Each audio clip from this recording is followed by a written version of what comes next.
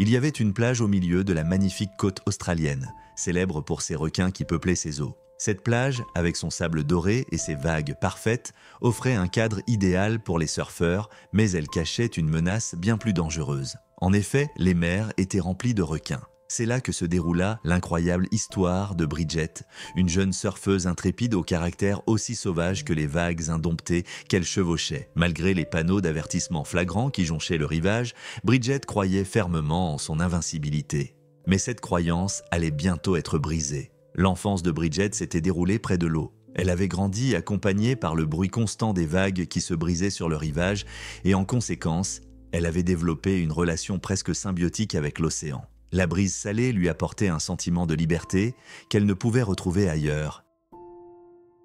Et l'adrénaline qui circulait dans ses veines à chaque fois qu'elle attrapait une vague était comparable à une dépendance, une addiction voire une drogue pour elle.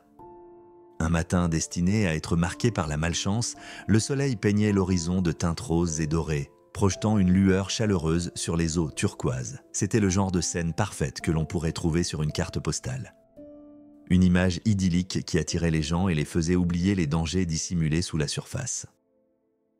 Bridget, vêtue de sa combinaison de surf et tenant sa planche, se tenait au bord de l'eau, presque incapable de contenir son excitation. Elle se sentait attirée par les vagues, promesse d'une expérience incomparable. Cependant, l'assurance de Bridget la conduisit à ignorer les nombreux avertissements autour de la plage. Le long du rivage se trouvaient d'innombrables panneaux représentant des requins dangereux, mais elle les considérait comme des histoires exagérées et continua de se baigner dans l'eau. La détermination de Bridget lui permettait d'ignorer les conseils et avertissements de ses amis qui essayaient de la dissuader de s'aventurer plus loin. Elle leur adressa un sourire en coin avant de poser sa planche dans l'eau et de commencer à pagayer vers la ligne de break. Au fur et à mesure que Bridget s'éloignait du rivage, la sensation inquiétante qui persistait dans son esprit commença à se renforcer.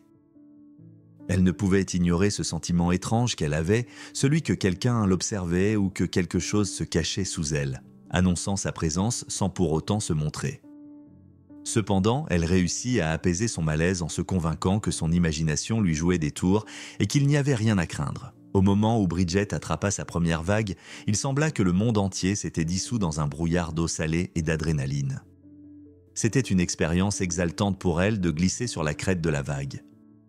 Pendant un instant, elle oublia tout le reste autour d'elle, mais juste au moment où elle allait savourer sa victoire, la mer éclata dans une fureur vengeresse et l'avala. Une ombre apparut soudainement jaillissant de l'eau. C'était une créature massive propulsée par une puissance brute. Bridget réalisa, frappée par l'évidence, que c'était la menace qu'elle avait négligée. Le risque qu'elle avait ignoré avec dédain. Elle était devenue la proie d'un grand requin blanc, le prédateur ultime des océans. Ses mâchoires s'abattirent sur sa jambe à une vitesse stupéfiante, ses dents acérées pénétrant la chair et l'os. Bridget ne pouvait pas se préparer à la douleur inimaginable qu'elle ressentait. Le monde se transforma en un tourbillon de détresse, de terreur et d'une odeur âcre de sang se répandant dans l'atmosphère. Elle ne pouvait se défendre contre l'animal féroce qui la maintenait captive, la traînant à travers l'eau. Les mâchoires du requin ne relâchaient pas leur prise, déchirant sa jambe, sa cuisse, son bas-ventre et son torse. Bridget se débattait de toutes ses forces restantes, ses membres agitant dans tous les sens alors qu'elle tentait de se libérer de l'étreinte mortelle du monstre. Son instinct de survie se réveilla. Malgré les blessures horribles qu'elle avait subies, son esprit embrouillé par la douleur et la peur se concentra sur les points faibles du requin. Elle réussit à donner des coups de pied à l'animal et à frapper son museau sensible grâce à une poussée d'énergie liée à son désespoir. Le prédateur recula, relâchant sa prise sur son corps meurtri. Bridget nagea avec toute la force qui lui restait, remontant à la surface, haletant et criant à l'aide. Ses appels perçaient l'air salé et furent entendus par un sauveteur posté sur la plage. Il n'hésita pas une seconde avant de courir vers l'eau pour sauver la surfeuse en danger. Mais le destin leur réservait un cruel retournement. Le sauveteur était sur le point de pénétrer dans l'eau lorsque le requin lança une nouvelle attaque, à la seconde près.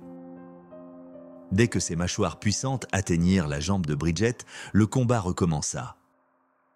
Le tumulte mental que vivait Bridget était alimenté par sa détermination sans faille. Puisant dans les dernières forces qui lui restaient, elle attaqua le visage du requin avec une férocité animale, frappant et griffant de toutes ses forces. Miraculeusement, Sa volonté pure fit hésiter le requin et elle put à nouveau se libérer. Elle nagea avec l'énergie qui lui restait, ignorant la douleur intense qui envahissait son corps jusqu'à ce qu'elle atteigne la sécurité du rivage. Les blessures de Bridget laissèrent le sauveteur sans voix en voyant la situation. Sa combinaison était trempée de sang et les morsures et profondes entailles qui couvraient son corps ressemblaient à une toile de douleur. Avant l'arrivée des ambulanciers, il arrêta l'hémorragie en utilisant des garrots de fortune qu'il avait sous la main. Le périple de Bridget n'était pas encore terminé. Elle fut transportée d'urgence à l'hôpital où une équipe de médecins hautement qualifiés commença immédiatement à travailler pour lui sauver la vie. L'esprit de Bridget resta intact malgré les longues heures passées en salle d'opération et en soins intensifs. Bien qu'elle fût face à la mort, elle était résolue à vivre et à retourner un jour sur les vagues qu'elle aimait tant. Son histoire, terrifiante et bouleversante, se répandit comme une traînée de poudre sur Internet, touchant de nombreuses personnes qui furent émues par son courage face à l'horreur. Son acte de bravoure dans une situation aussi inimaginable ouvrit des discussions sur la relation fragile entre l'homme et la nature. L'incident secoua les autorités locales qui réagirent rapidement pour assurer la sécurité des baigneurs. Des mesures de sécurité plus strictes furent mises en place. Les filets à requins allongés, les panneaux d'avertissement rendus plus visibles et des programmes de sensibilisation lancés. Grâce à son courage, Bridget retrouva finalement son chemin vers l'eau. Son amour inébranlable pour les vagues ne fut pas entamé par l'épreuve qu'elle avait traversée. Elle revint à l'eau qui avait failli lui coûter la vie, cette fois armée d'un corps guéri et d'un esprit indestructible. Son histoire devint un témoignage de la puissance de la volonté humaine et du lien indéfectible entre l'homme et la nature, un lien qui exige respect et prudence. Au final, l'expérience de Bridget rappela avec une intensité saisissante que sous la beauté fascinante des mers se cache un univers à la fois plein de dangers et chargé d'émerveillement, un monde mystérieux et indompté qui exige non seulement du courage, mais aussi une profonde humilité face à sa puissance insondable. C'était une belle matinée sur la côte de Californie où le soleil brillait de mille feux et les vagues venaient caresser paresseusement le rivage tandis que les mouettes volaient au-dessus d'eux. L'atmosphère était remplie d'une activité palpable sur la plage avec des enfants courant et jouant dans le sable tandis que des surfeurs s'élançaient sur les vagues au loin. Au milieu de cette effervescence, un groupe de jeunes dévoués s'était réuni, ayant décidé de consacrer leur temps pour participer à des exercices de sauveteurs et améliorer leurs compétences pour sauver des vies. Parmi eux se trouvait Marcel, un jeune homme plein de vie et détermination qui avait toujours nourri l'ambition d'avoir un impact positif sur le monde. Sa nature compatissante l'avait poussé à offrir ses services en tant que sauveteur bénévole, désireux de protéger ceux qui se retrouvaient dans l'étreinte de l'océan. À ses côtés se trouvait Danny, un autre bénévole et ami proche, qui partageait la même passion. Les deux amis inséparables passaient leur temps à chercher de nouvelles façons d'améliorer leurs compétences et d'avancer dans leurs domaines respectifs. Ce jour-là, cependant, allait marquer un tournant dans leur vie. Un événement qui allait à jamais changer leur trajectoire. Marcel et Danny se trouvaient en plein cœur d'une phase cruciale de leur entraînement, un scénario de sauvetage pratique. Marcel jouait le rôle de la victime, prétendant se noyer à quelques mètres de la plage. Danny, en tant que sauveteur, devait réagir rapidement, entrer dans l'eau et ramener Marcel en sécurité, prouvant ainsi sa compétence à exécuter des procédures de sauvetage vitales. Alors qu'il s'exerçait, Marcel s'avançait dans l'eau jusqu'à la taille. Cette immersion peu profonde offrait un contraste saisissant avec les vastes profondeurs de l'océan qui se situaient juste au-delà. Bien que Marcel simulait une situation de danger, s'agitant dans l'eau et appelant à l'aide, les deux amis gardaient une attitude légère et détendue. Mais la joie de ce moment allait être brusquement brisée par un tournant effrayant du destin. Soudain, une silhouette sombre apparut de l'eau aussi rapidement qu'un éclair, avec un corps profilé fendant les vagues. Un énorme requin fonçait droit vers Marcel à une vitesse inimaginable. Avant que quiconque puisse réagir, les puissantes mâchoires du requin se refermèrent sur le corps de Marcel et un cri déchirant déchira l'air. Le temps sembla ralentir alors que le chaos se déchaînait sur la plage. Les volontaires étaient paralysés de peur, témoins de la brutalité incompréhensible qui se déroulait sous leurs yeux. La panique se propagea à toute vitesse, tandis que les yeux de Danny s'écarquillaient de choc et d'incrédulité en voyant son ami Marcel être traîné plus loin dans l'océan par les mâchoires du requin, qui mordait férocement son torse et le bas de son corps. Alors, le désir inné de survie de Marcel se déclencha. Il commença immédiatement à se battre, utilisant chaque once de force qui lui restait. Ses mains et ses pieds étaient poussés par l'adrénaline pure, frappant et donnant des coups de pied au requin à chaque approche. Mais les dents acérées du prédateur et la douleur insupportable qui se répandait dans tout son corps se révélèrent être de puissants adversaires. Les cris de douleur de Marcel percellèrent alors que le sang se mélangeait aux vagues de l'océan. Au milieu de cette situation terrifiante, leur superviseur de sauveteurs, Scott, se distingua comme un exemple de leadership et de bravoure. En comprenant la gravité de la situation, il réussit à secouer les volontaires pétrifiés et à les pousser à l'action. Avec une détermination sans faille, il les incita à s'unir pour affronter le prédateur, même si cela signifiait risquer leur propre sécurité. Les volontaires rassemblèrent tout leur courage, mirent leurs ressources en commun et se lancèrent tête baissée dans l'eau. Leur cœur battait fort alors qu'ils se retrouvaient face à face avec la bête qui avait attaqué leur ami. Sous la direction de Scott, ils déchaînèrent une série de coups, de pics et de frappes visant les points vulnérables du requin, ses yeux, ses narines et son visage. Un tournant crucial se produisit lorsque Danny parvint à enfoncer ses doigts dans les branchies du requin. La bête, dans une agonie visible, se déroba, relâcha Marcel et se hâta de disparaître dans les profondeurs de l'océan. Les eaux, auparavant teintées de sang et de chaos, redevinrent soudainement calmes une fois que le prédateur avait disparu. Les volontaires prirent un moment pour reprendre leur souffle et se remettre de l'adrénaline. La plage retomba dans un silence lourd et inconfortable. Leur bravoure avait laissé des cicatrices visibles sur leur corps, mais leurs esprits restaient intacts, forts et unis après cette bataille. Scott ne perdit pas une seconde en voyant le corps de Marcel ensanglanté et inconscient. Il se précipita vers le rivage, portant son ami blessé dans ses bras, pour l'amener à l'endroit où le sable rencontrait la terre ferme. Scott commença immédiatement les manœuvres de réanimation cardio-respiratoire sur le corps de Marcel allongé sur la plage. Ces compressions suivaient un rythme qui semblait faire écho au battement de cœur de tous ceux présents, une mélodie déterminée d'espoir face au spectre du désespoir. Quelques secondes, qui semblèrent une éternité, passèrent avant que soudainement la poitrine de Marcel se souleva et son corps convulsait alors que l'air commençait à remplir ses poumons. Marcel reprenait progressivement connaissance, d'abord avec une toux faible, puis en clignant des yeux contre la lumière aveuglante du soleil. Les liens indestructibles qui unissaient Marcel à ses amis et volontaires étaient manifestés par le regard de ses camarades, leurs visages marqués de préoccupation et de soulagement. Cependant, le voyage de Marcel était loin d'être terminé. Son corps était couvert d'éraflures et de contusions, et les blessures infligées par l'attaque implacable du requin étaient graves. Marcel fut rapidement transporté à l'hôpital, où une équipe de médecins compétents se mit sans relâche à réparer son corps brisé. La nouvelle normalité de Marcel impliquait des opérations, des points de suture et des heures interminables de rééducation physique. Le chemin vers la guérison était long et complexe, parsemé de douleurs physiques, de désespoir et d'angoisse existentielle. Mais au fur et à mesure que Marcel avançait, il puisait sa force dans le souvenir du courage de ses amis et dans la prise de conscience qu'il avait déjà surmonté quelque chose que même ses rêves les plus fous n'avaient pas anticipé.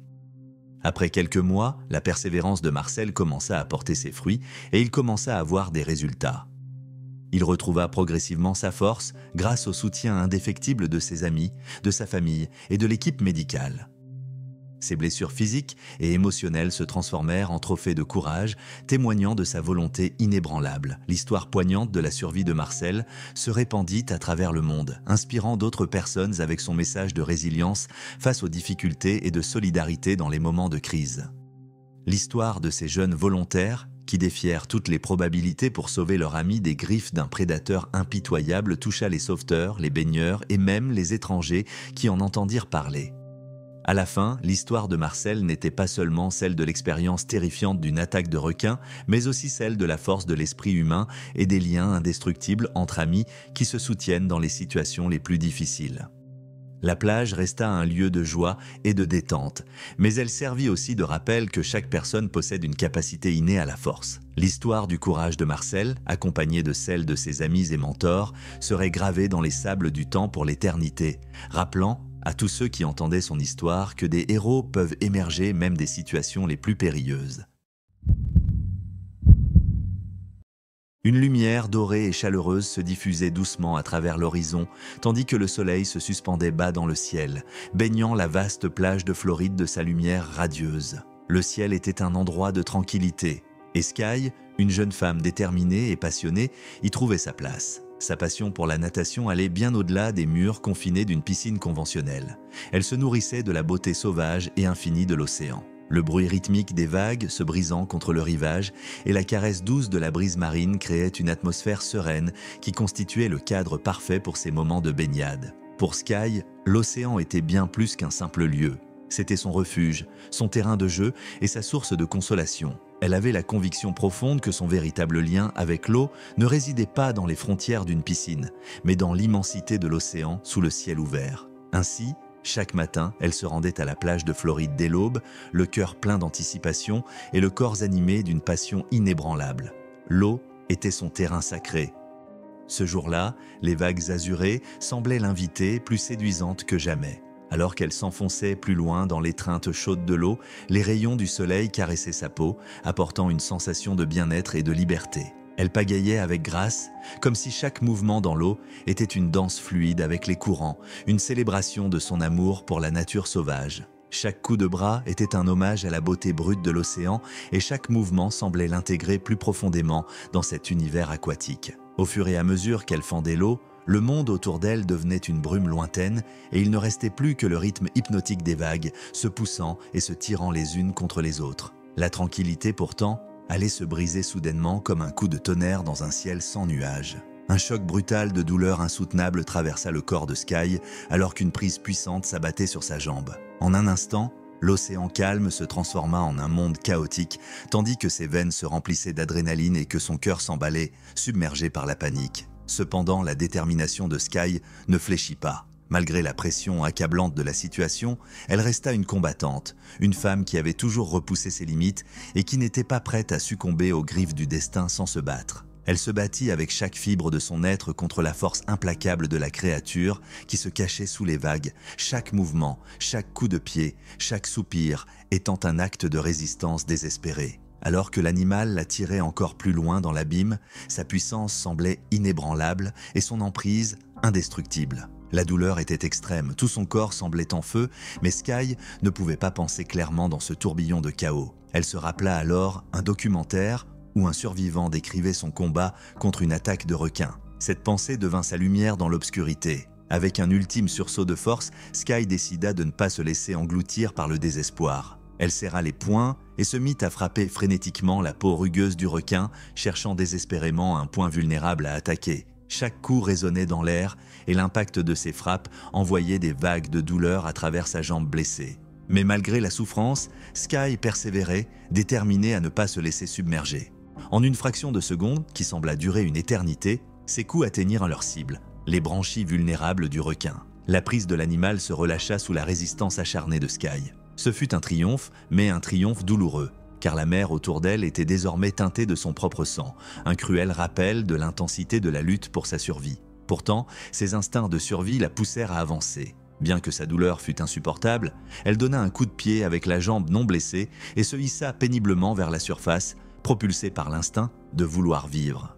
Elle émergea enfin, haletante, la chaleur du soleil accueillant son corps meurtri et ensanglanté. Mais le chemin vers la sécurité était encore long. Elle lutta contre les vagues, chaque coup de bras renforçant sa détermination à atteindre le rivage. Sur la plage, des témoins s'étaient rassemblés, leurs visages affichant une expression mêlant choc et inquiétude. La vision de Sky devint floue alors qu'elle s'effondrait sur le sable, épuisée par l'épreuve qu'elle venait de traverser. Même si la douleur était insupportable, elle était éclipsée par la sensation de victoire. Elle avait survécu, elle avait vaincu les mâchoires de la mort elle-même. Sky fut rapidement transportée à l'hôpital grâce à l'aide de gentils inconnus qui s'étaient arrêtés pour l'aider. Le personnel médical travailla sans relâche pour soigner ses blessures, témoignant de la résilience de l'esprit humain et de la force de la volonté de vivre. Au fil des jours, ses blessures physiques commencèrent à guérir, bien que le souvenir de cette expérience terrifiante restât gravé dans son esprit.